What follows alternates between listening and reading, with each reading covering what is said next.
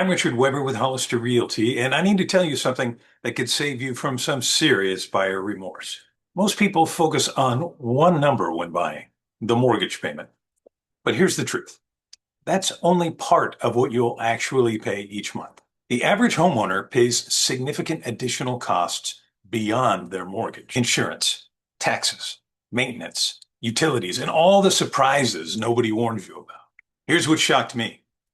Nearly half of homeowners report post-purchase regrets, most commonly because maintenance and hidden costs were higher than expected. Think about it this way.